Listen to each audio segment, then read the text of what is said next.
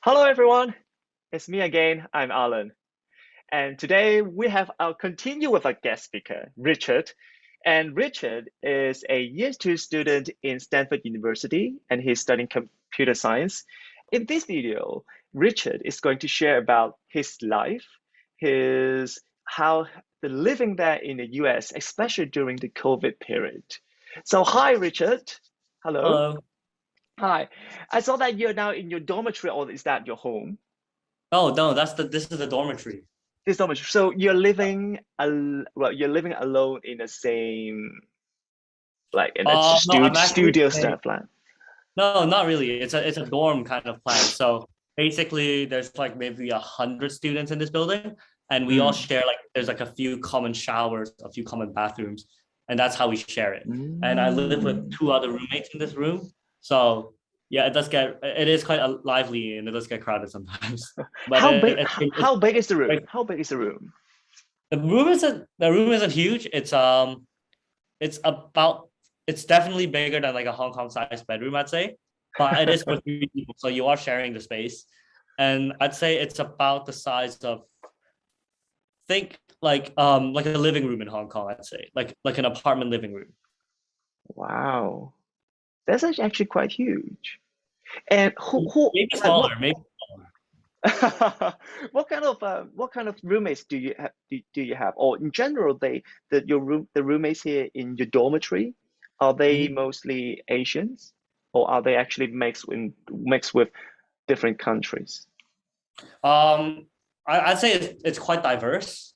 There's quite a few Mm. Asians because it is Stanford, and Stanford does have a very high percentage of Asians.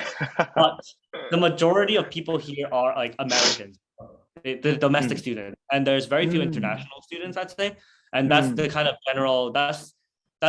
the general trend in the US is that there's less international students than in places like Canada, Australia, or the UK.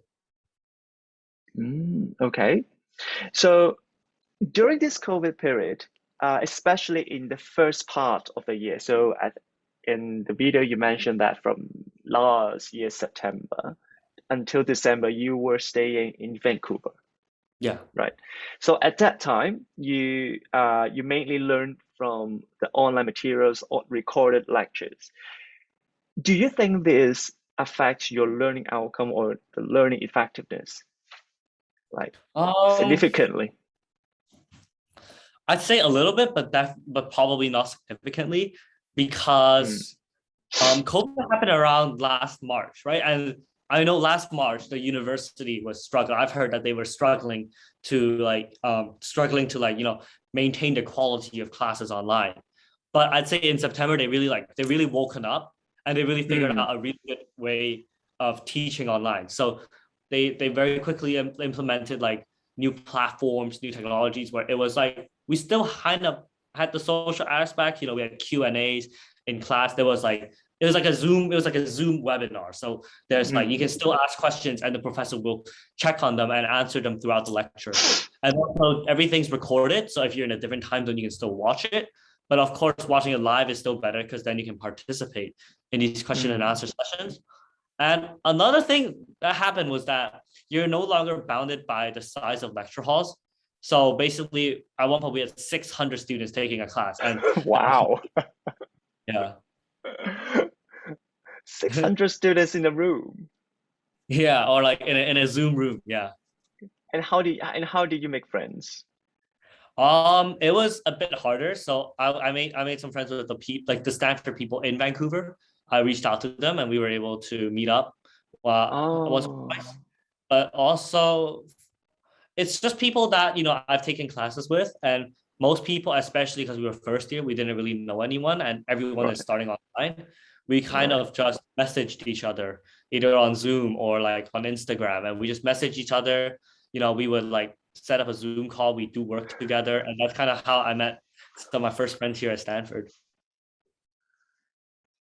But how do you know them? Like you have like 600 people, like a list Oh, of people so on your screen. You just most people randomly pick someone and send message. most classes are not 600. That was just one class, but Okay. usually even within like big lectures, we have something called discussion sections Right. or section to sections, I guess, and those would maybe be like 15 to 20 people. So then you really Okay. do get to meet people that way. All right. Okay. Oh, well, that makes sense. So, do you have time to meet with your professors or the tutors of each course? Generally, what ends up happening is that for some of the courses you will, but for like especially for like writing classes or more English humanities based courses, you'll be able to like set up a conference time with your professor. Mm, But in terms of what I've been doing mainly, which is like math and CS, in general, you don't really like meet with the professor. It's more you meet with like the TA, so the teaching assistants, or mm, you go to them for help. And in general, there's not as much one-on-one with professors. okay. But then you can do it one-on-one with the teacher assistant. Yeah, like they're called office Okay. hours, and if you need help, you just go to them. I guess now you can go to them their actual office, but before it'd be like a Zoom room, and you just join and you wait for your turn.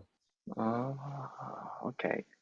So, how about the schoolwork or the work that, yeah, the workload of the schoolwork that you have? It is busy. It is really heavy workload.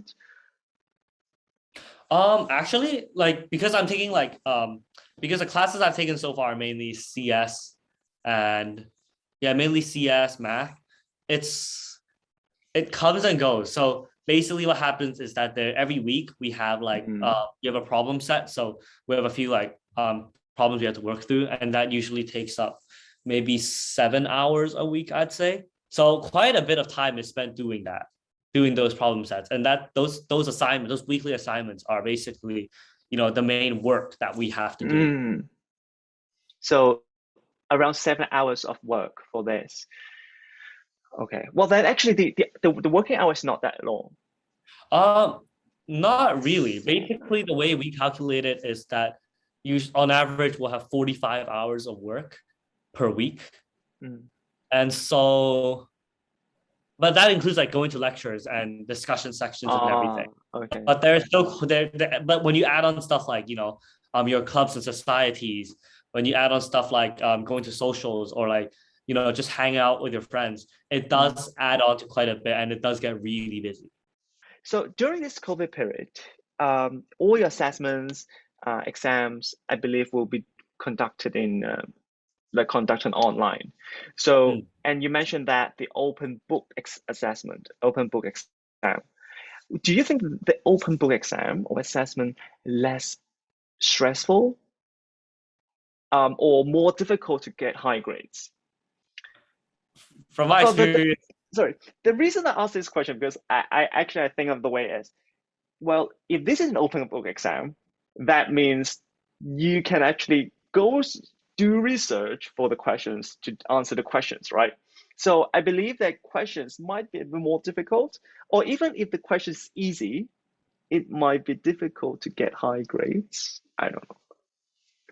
I'd say I actually don't know. I haven't actually taken any in-person exams, but I will Uh-huh. say that for some of the subjects, they make it so hard you can't even Google them. You can do basic research, but it's very hard to Google them. So I'd say actually it doesn't make that much of a difference, but the flexibility that comes with an open book exam, I really do like, and it's definitely something I will miss about having COVID school, because now our exams are going to be in person, Mm. and I think that it's been a long time since I've taken actually in person exams, so that'll take some getting used to again. All right. So now your school, your campus, is reopened, Yeah.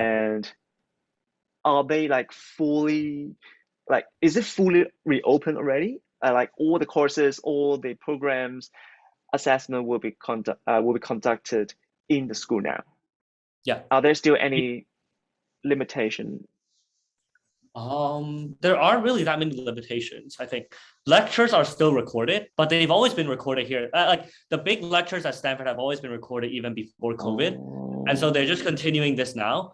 But pretty much everybody, even international students, are on campus already, and so yeah, there's like mandatory attendance, unless of course you're sick, in which case, they do give you quite a bit of leniency there. But most people do attend in-person classes, there's in-person lectures, and it's pretty much almost back to normal. Mm. And is everyone there like wearing masks still? Um, yeah, in general, yes. Except maybe In general. outdoors, Yeah, in general, but if people are like outdoors, sometimes they won't. But even Mm. so, it's quite safe because we do have to test quite a lot. I think it's like once or twice a week. It's mandatory testing. Well, even you have already got vaccinated, you still have to do the test. Yeah. Oh, So they're able to keep it under control, I guess. right. Okay.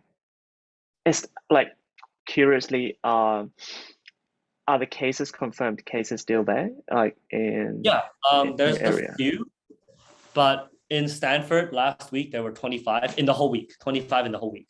And then this week it was 8. So it's definitely Mm. coming down. And so that's pretty good. Okay. Well, that's good to know. At least the COVID situation there, at least in the area that you have, are a bit more safe than before. Yeah. Right. So my last question for today is, do you have one word of advice for the students who would like to um, apply for the university in US?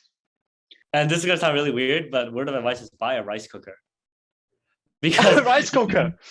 you're gonna miss the food. And some of the happiest time I've had is during exam week and like making myself a nice bowl of rice. It's just nothing is better than eating food from home. And I think that yeah, if that's my one advice, buy a rice cooker. No, but then I Oh, think that's I a think really very good advice. no, but I think especially coming to the US, because you're an international student, you do add a lot to the community. And so a lot of people in the US haven't actually traveled outside of the Mm. US. A lot of the domestic students won't have traveled outside of the US. So you representing Hong Kong and coming to a different country to study, I think it's you do carry that kind of responsibility and privilege, I'd say. And so I'd say that yeah, you will have quite a unique experience coming to college in a different country.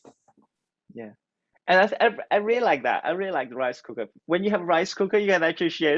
You can actually make rice and share with your flatmates, and you can invite friends to come here to have rice Yeah, together. yeah, it's an awesome. Everyone is nothing brings people together like food, and Yeah, so yeah, it's totally agree. That's great. Yeah. Well, thank you so much, Richard. And I believe everyone now, whenever you go, I think whenever you go to US or studying abroad, rice cooker is very important. So that to bring people together and to actually solve your homesick problem.